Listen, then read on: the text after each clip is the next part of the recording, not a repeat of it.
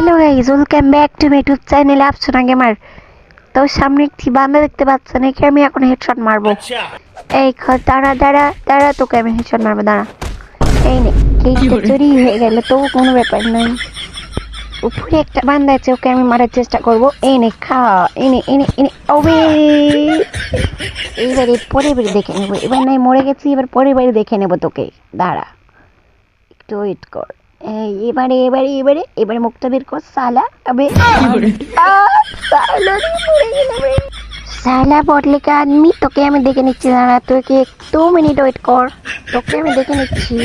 এই নে খা সালা।